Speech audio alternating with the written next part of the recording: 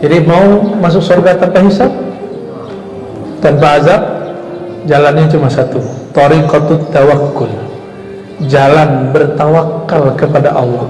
Dan tawakal itu mesti memunculkan kepercayaan dan taslim, berserah diri kepada Allah Subhanahu wa taala.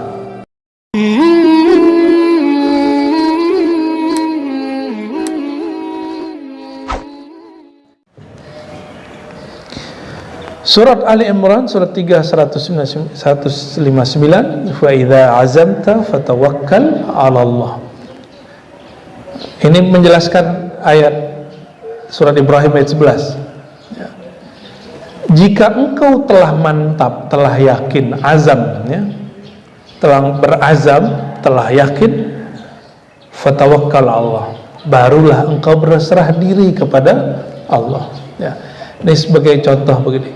Mungkinkah kita misalnya ketua panitia, ketua suatu organisasi pembina, mungkinkah kita menyerahkan tugas-tugas kepada orang yang kita nggak percaya? Mungkin nggak? Nggak mungkin. Maka kita harus percaya dulu. Inilah kata Nabi SAW, ya, idza aradallahu bi imamin khairan ja'ala lahu waziran salihan. Hadis Imam Nasai. Jika Allah menginginkan kebaikan bagi seorang pemimpin, pemimpin apa aja, ya, termasuk rumah tangga, kampung, RT, RW, sampai ke negara, maka ja'ala lahu waziran salihan. Allah jadikan bagi dia wazir, orang yang mewakili dia, orang yang membantu dia, tim dia, orang-orang yang saleh. Saleh itu cocok. Bukan soleh itu banyak sholat. Soleh bahasa Arab itu munasabah, munasib, ya, orangnya sesuai. Lalu surat At-Talaq, wa may yatawakkal 'ala Allah fa huwa hasbu, dan ayat-ayat yang lain, ya, siapa yang tawakal cukup Allah bagi dia. Inilah maqam Sayyidina Abi Bakar ketika ditanya.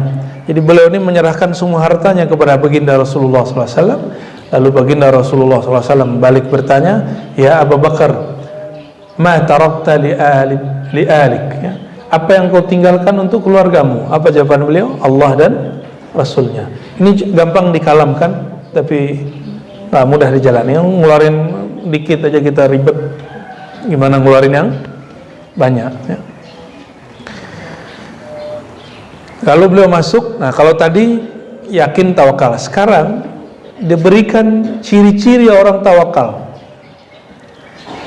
Ciri-ciri orang tawakal itu pasti orang beriman, yang mana jika disebut nama Allah, ya, surah Al-Anfal ayat 2, surat Al-Anfal ini, innamal mu'minun, sesungguhnya yang disebut beriman itu hanya pakai innama, ya. Idza dzukirallah, jika disebut nama Allah, wajilat qulubuhum, qalbunya bergetar. Zukira dalam bahasa Arab itu ada orang yang mengajarkannya, disebut syekh talqin, guru yang mentalkinkan nama Allah. Kalau di masa sahabat, ya Rasulullah sallallahu alaihi wasallam. Ini namanya talqin. Ini yang menjelaskan adalah Imam Syekh Abdul Qadir Al-Jilani dalam Sirrul Asrar, bahwa untuk menggetarkan kolbu yang kaku, yang mati, itu cuma dengan al-madad, ya, dengan uluran tangan daripada Syekh Wasil, talqin dari guru yang mereka sudah sampai kepada kesadaran bertuhan. Jadi kalau sholat belum khusyuk, zikir kolbunya belum jalan, zikir masih kemana-mana, carilah guru yang bisa membimbing zikir. Sekarang sudah banyak, guru-gurunya sudah banyak. Wa idza tuliyat alaihim ayatu zadatuhum imana, ini sudah kita fahami, dibacakan ayat.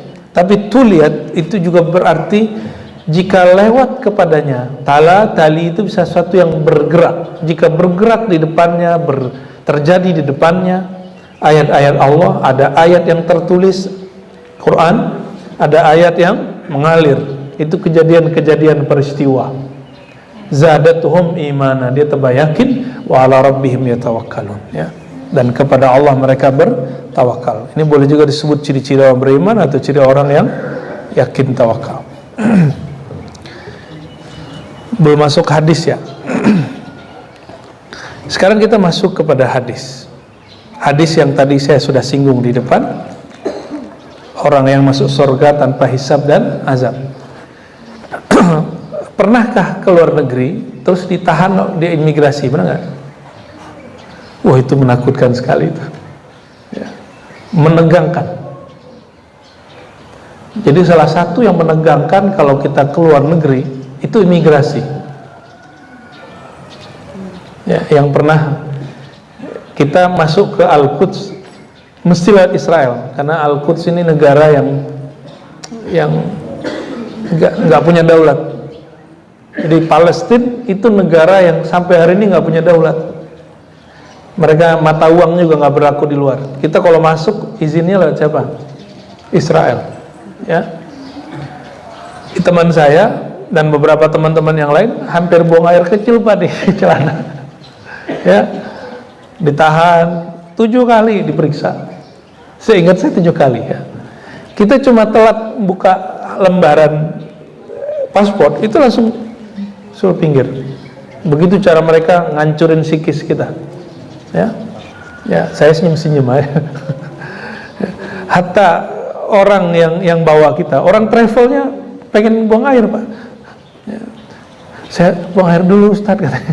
Yang Ustaz siapa saat itu? Ada grogi. Itu baru imigrasi dunia. Nah, padang mahsyar itu imigrasi besar di akhirat. Semua orang diperiksa. Makanya disebut jangan bawa banyak-banyak jangan bawa banyak-banyak sebelum meninggal tuh, jangan nimbun-nimbun barang. Ya, berat bawanya, nanti ditanyanya panjang.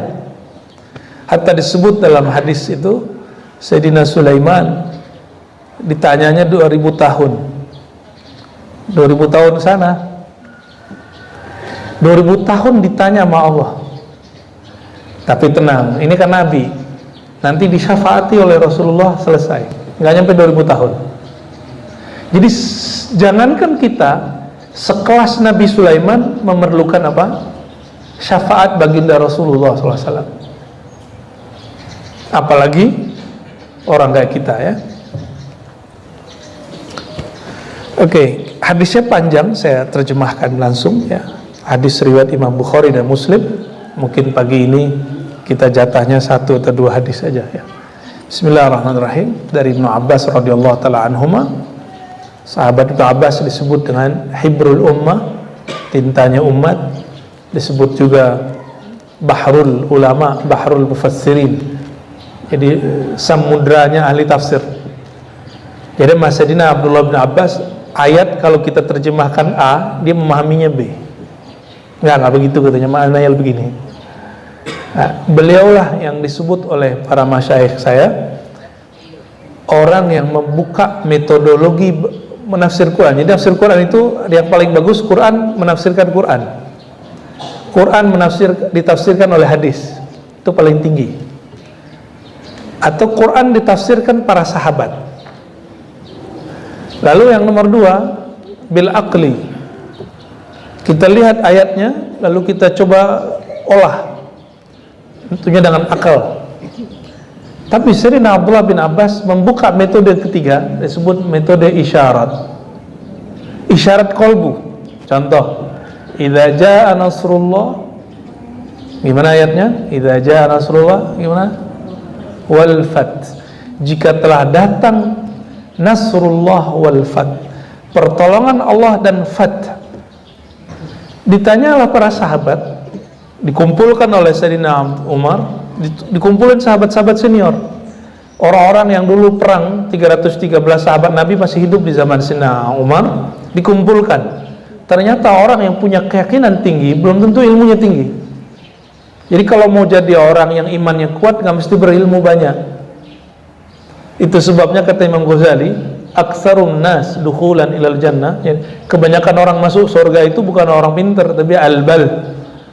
Bal itu orang yang yakinnya lebih tinggi daripada ilmunya. Dan itu terbukti. Sayyidina Umar kumpulkan sahabat, dibacain ayat idza jaa nasrullah wal fath sampai akhir ayat. Akhir ayat apa kata para sahabat? Itu ayat menjelaskan tentang jika kemenangan datang maka banyak-banyak istighfar dan tasbih. Kata Sayyidina Umar, itu gue juga tahu. Yang lain ada nggak yang lain? Macam-macam, semuanya menjelaskan yang harfiah, terjemahan harfiah.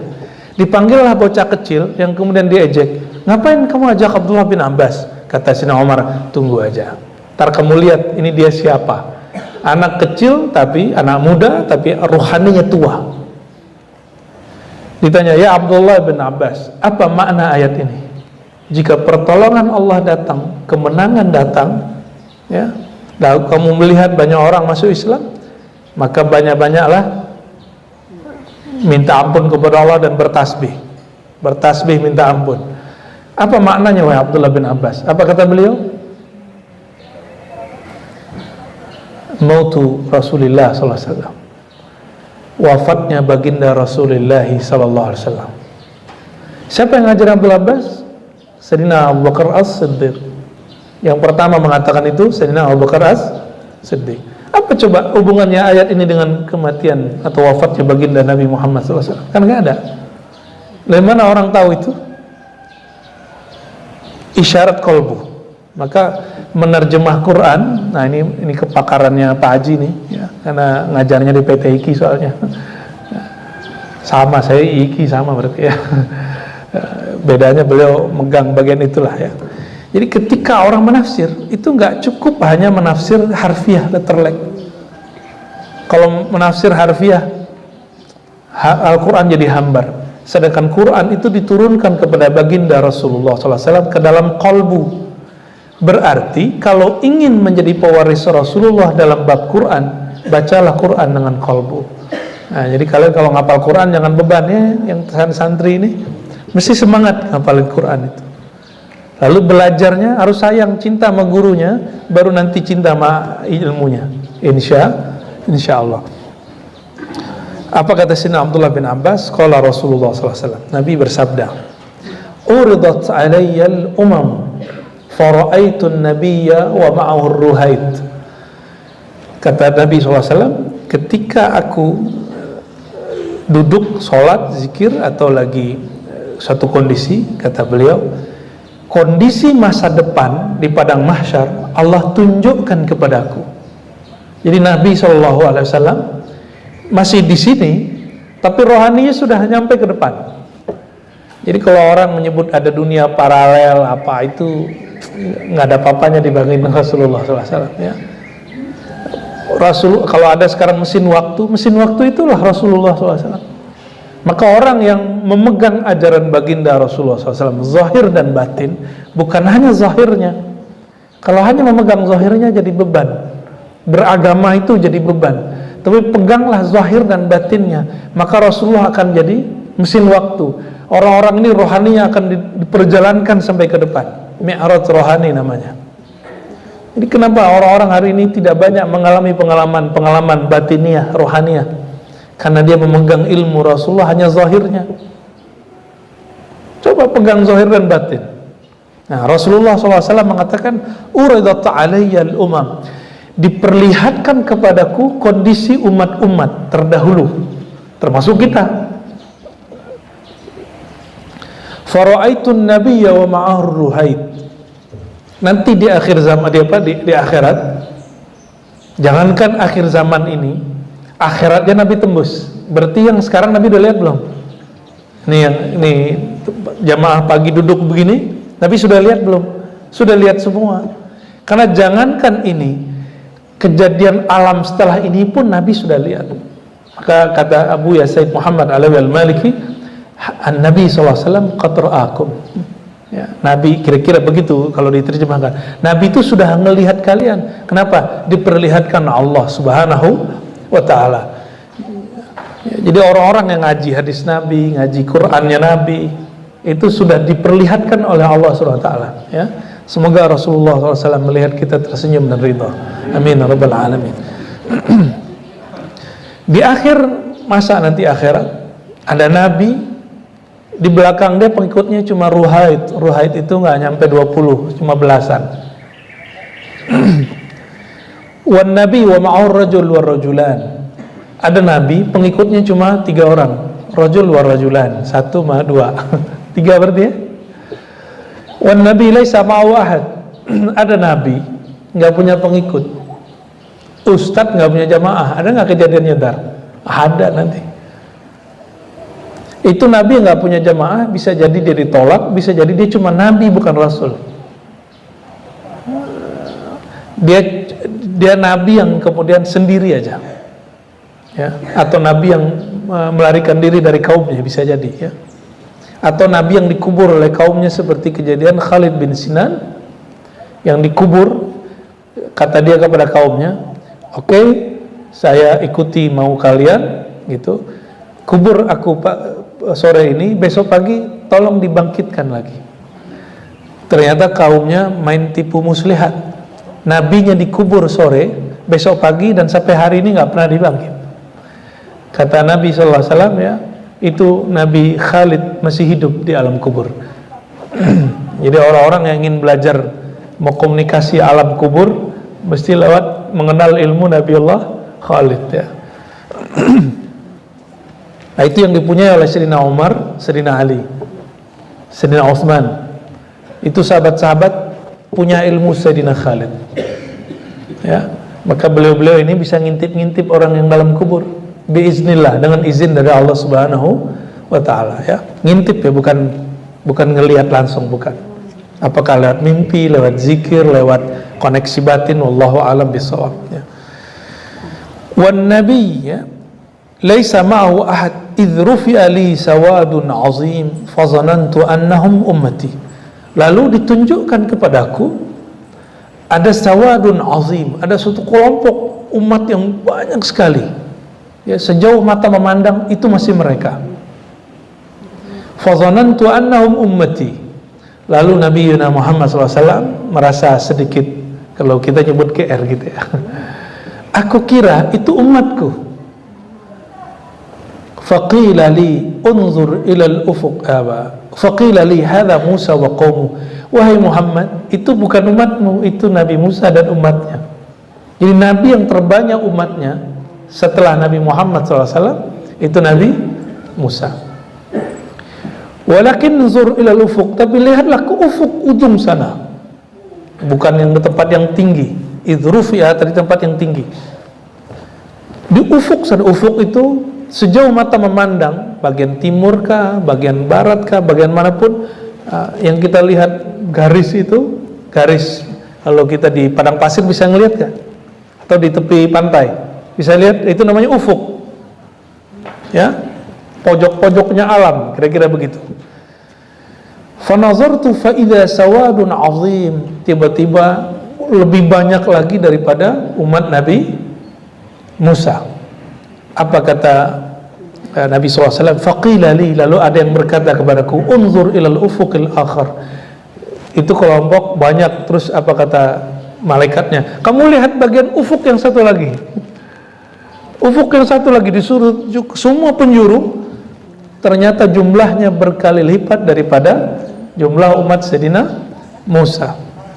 Faqila li hadhihi ummatuk. Itu yang di ufuk sana, yang di ufuk sana, yang di ufuk sana, itu umatmu semua. Semoga di ufuk-ufuk itu ada kita. Dan di ufuk sana itu, kalau para nabi di depan, belakangnya umatnya, ya.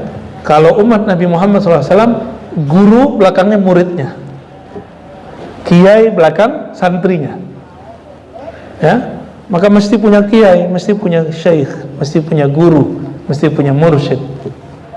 Supaya apa? Nanti kalau kita datang, kita masuk kelompok yang ini, ya. Apa dalilnya? Al-anbiya, ya, nabi-nabi itu warisan ilmunya kepada siapa? Kepada al-ulama warasatul anbiya, ya. Lalu ada satu riwayat, hadisnya tidak sampai derajat sahih, bahwa ulama ummati ka anbiya Bani Israil. Hadis ini dhaif tapi maknanya sahih. Ulama di umatku statusnya mereka fungsinya, tugasnya sama seperti ulama nabi-nabi Bani Israel. Ya, jadi jangan heran nanti akan ada satu imam, umatnya itu hampir sama dengan umat Nabi Musa, bahkan lebih. Jangan heran nanti, ya. Barangkali itu adalah Syekh Abdul Qadir Jilani, Imam Ghazali, Abul Hasan Shazili, Rifai, Al-Muhajir, wallahu alam, ya. Wallahu alam, siapakah itu? Lalu Nabi SAW dikabarkan, hadhi ummatuka wa ma'hum, di antara umatmu yang semua itu, yang miliaran itu, 70,000, 70,000, yadkhuluna al-jannah bighairi hisabin wala azab, masuk surga tanpa hisab, tidak diperiksa, wala azab, tidak disiksa. Berapa jumlahnya? 70,000. Ini riwayat ini di riwayat Tabarani, seingat saya 70,000 ini masing-masing itu boleh bawa satu orang. Yang belakang ini boleh ngambil orang lagi, kayak berantai. Berarti 70,000 ini bisa kelepatan 70,000, ya. Semoga kita termasuk mereka, amin ya rabbal alamin, ya. Tapi ada syaratnya, ya. Itu malam-malam Nabi. Jadi kalau orang sekarang namanya halnya turun, jadi wahyunya turun begitu. Karena ini bukan wahyu Quran, ini wahyu nubuat. Jadi ada wahyu risalah, itu isinya tentang hukum. Ini wahyu namanya wahyu nubuat. Wahyu nubuat itu isinya kasyaf, Allah bukakan alam lain. Karena ada satu pesan di belakangnya. Cuma berhenti di malam itu. Lalu Nabi selesai ngomong, Nabi pulang. Malam itu para sahabat bingung, membicarakan siapakah 70,000 yang masuk surga tanpa hisab dan azab, ya. Pagi-pagi ternyata sahabat banyak yang belum tidur. Fakhadha, ya. Lalu mereka sibuk mendiskusikan bab ini, ya. Ini dalil oleh sebagian ulama boleh malam hari tidak tidur untuk mutolaah, ya. Ketika pagi hari, kita pendek hadisnya, sahabat-sahabat dan macam-macam, 70,000 ini orangnya begini, orangnya begini, dan gak ada satupun yang benar, ya. Tapi namanya mutolaah kan lumayan. Nah, ini santri, nanti ada masa kalian mesti ngurangin tidur, ya. Mau jadi orang alim nggak? Jadi orang alim nggak? Jangan suka banyak tidur, ya. Orang alim itu kata Imam Suyuti, menjadi alim bukan dengan ngorok. Jadi alim itu gimana? Bisahari fis-sahuri, dengan begadang di waktu orang sedang tidur di waktu sahur. Begadang ngapain? Bukan nongkrong-nongkrong gak jelas, mutolaah, ya. Jadi ilmu itu bukan coba saya bisa seperti Ustadz Fulan, seperti Kiai Fulan, nggak begitu. Al-ilmu bita'allumi, ilmu itu orang belajar. Jadi ilmu begini nggak bisa pakai laduni, Pak. Mau wali 1000 kali nggak bisa baca kitab ini, ya. Mau walinya tembus alam akhirat, kalau dia nggak ngaji bahasa Arab nggak bisa baca kitab ini. Mesti dia ngaji. Al-ilmu innama, bahkan disebutkan innamal ilmu bita'allumi, itu hadis. Dikutip oleh Imam Bukhari di judul bab, sungguh hanyalah ilmu itu kalau kamu belajar, bukan lewat tirakat, enggak. Saya diam, konsentrasi, merem gitu nggak bisa. Yang begini matanya harus melek. Kalau yang merem-merem itu latihan batin. Itu ada lagi, itu thariqah. Kalau yang begini mesti dilatih secara intelektual, ya. Ini santri-santri ini, termasuk bapak-bapak. Coba kalau saya dulu ngaji kan gitu kan, itu kan pengandai-andai. Kata Imam Suyuti, al-ilmu laisa bilau walaita. Ilmu itu bukan kamu ngomong seandainya. Udah masih ada umur, hadiri majelis yang ngaji kitab. Ini kitab ini kan dikaji di pesantren. Sekarang kita bawa ke masjid, kan enak tuh. Nggak perlu bawa SPP, kan. Nggak perlu riyadhah. Dulu kita riyadhahnya makannya makan apa coba? Lele nggak bertulang, tau nggak? Terong. Tapi sehat. Ternyata itu sekarang makanan orang kaya. Itu ubi, favorit kita itu ya. Tahu ubi jalar, singkong, masya Allah. Nikmatnya. Mentong-mentong makan mie. Ya. Tapi kalau makan mie, hafalannya pasti kurang.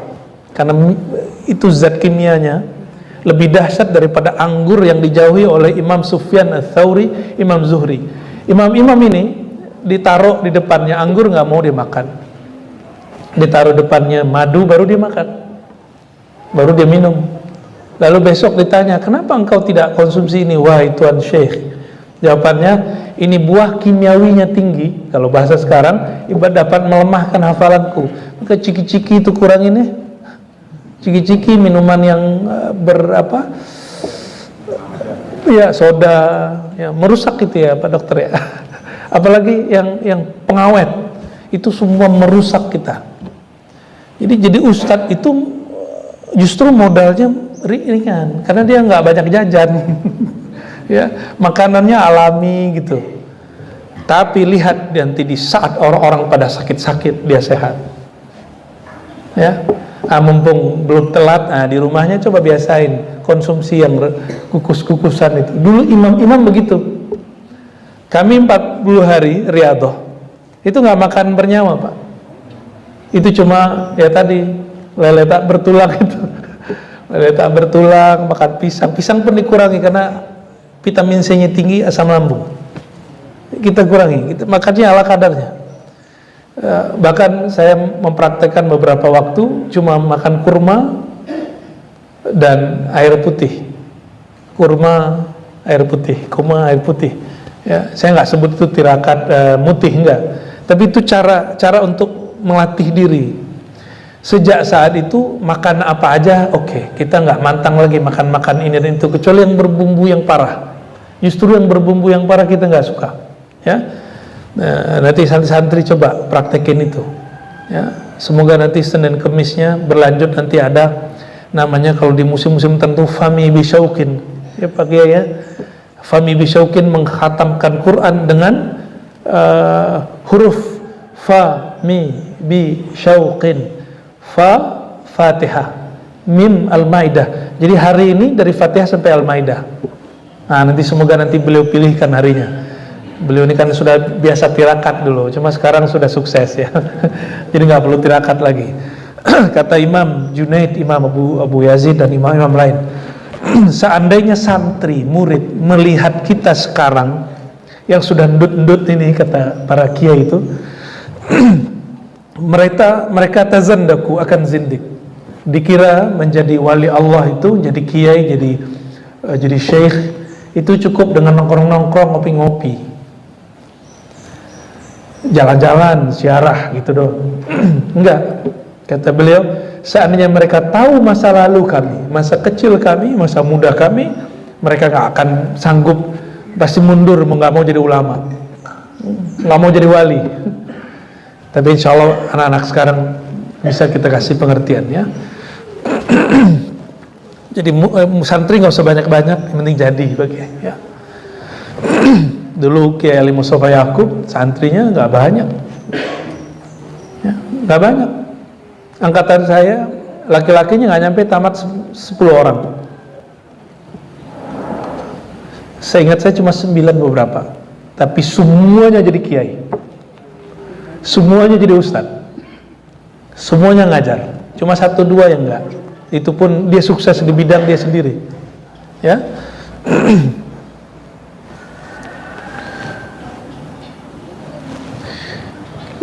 Pagi-pagi hari Nabi tanya kepada sahabat yang sudah bermutolaah malam hari, yang begadang, "Malladzi tahuduna fi?" Apa yang sedang kalian bincangkan? Ya. Ini bukan mereka debat, tapi mereka sedang tukar pikiran, ya, muzakarah. Fa akhbaruhu, lalu mereka menceritakan yang mereka diskusikan malam tadi, siapakah yang masuk surga tanpa hisab dan azab. Lalu dijawablah, nah ini yang paling penting. Ini bukan untuk menyindir kelompok manapun.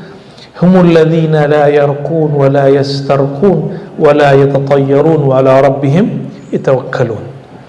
Mereka adalah kelompok yang tidak meruqyah dan tidak minta ruqyah.